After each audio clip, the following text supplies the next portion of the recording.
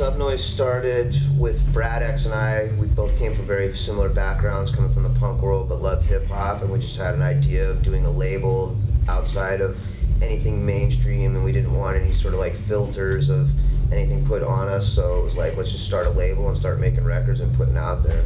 We had no like dreams or aspirations of being some big major label or massive thing. It was just like, let's start a little movement around the record label and see where it takes us. And 15 years later, this is where we are.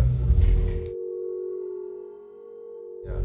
Well, like for me, I grew up surfing, skating, and you know, I'm 39 years old, so it was like snowboarding was kind of like right at the cusp of what I was doing. And then the moto thing, like I always like loved what those dudes were doing, you know what I mean? And we were like the first company to really go out and start sponsoring moto people, you know what I mean? Because like back then there was no, you know, big company sponsoring anybody. So for me, the biggest influence is obviously surf and skate, because that's what I do on a daily basis.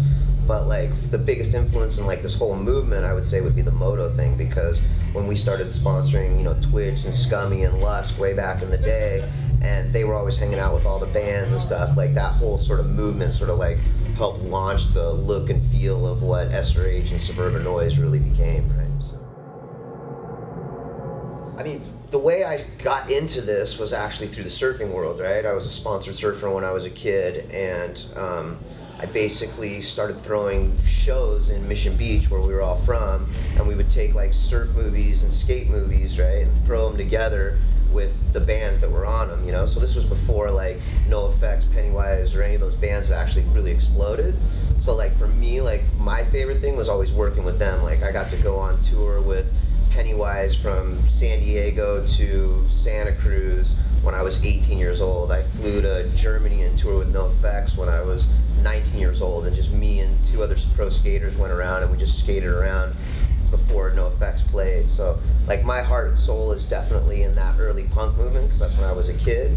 But being a hip hop head, like working with groups like, you know, Swollen Members, La Coca Nostra, all that stuff is like, you know, I'm super proud of all that. And then what Cottonmouth Kings has created as far as a movement is just like, it's unbelievable, you know what I mean? Just the whole family and the feel and the everything. Like Cottonmouth Kings sort of like is the epitome of what the idea behind Suburban Noize and SRH was always trying to make it like more of a family, break down the egos. We were like they were like the first band to really like walk out and like go meet the fans and not hide backstage and kind of interact with people. And you know, there was that the whole thing was no egos and let's just go have fun with it, you know.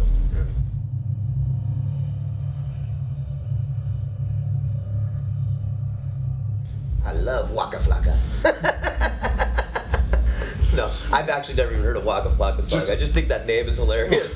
But I mean, to be honest with you, I don't listen to the radio. I can't even tell you the last time I listened to a radio station. I don't even, like, I talk to people all the time and they're like, this is huge. And I'm like, I don't even know what it is. And I'm in the fucking music business. I'm so like insulated into what I like, you know, like I grew up listening to like the punk labels, and like my CD collection would have been, you know, when I was a kid, Public Enemy, Black Flag, Slayer, NWA, you know what I mean? And like, none of those bands were getting played on the radio, you know what I mean? It was like, that's not where throughout my whole history, I've never found music through those mainstream sources, so it's just completely foreign to me. I couldn't even name a Drake song.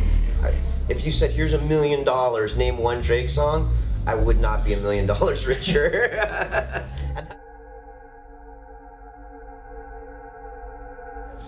When I started doing this, like I said, I was throwing these clubs and concerts, right? And it was like, you know, we were basically just kids throwing together punk bands and going out and handing out flyers, and all of a sudden I was doing 21 and up clubs.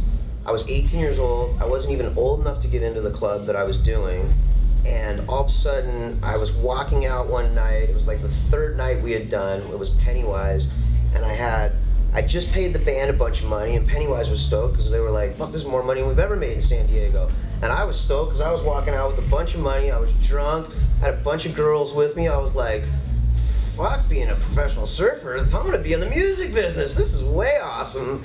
And that was pretty much it, yeah.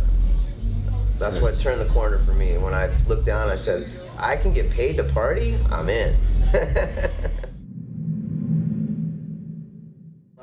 There's a lot of wild, fucking crazy nights. I mean, just with the Cottonmouth Kings alone, I mean, you're talking about, there's this dude named Half Price that's been hanging out with us for years and years and years, right? And Half Price was born with no legs. And we're sitting on the side of the stage one night and watching the Cottonmouth Kings play, and I looked down at Half Price and I was like, Price, have you ever stage dived before? And he's like, fuck no, man. He's like, I didn't have any legs. So I was like, let's do this, homeboy. So I picked him up and fucking threw him in the audience, and people were throwing him around, and then I did a stage dive, and everybody in Cottonmouth was just completely tripped out that their manager threw a dude with no legs into the audience to go stage dive.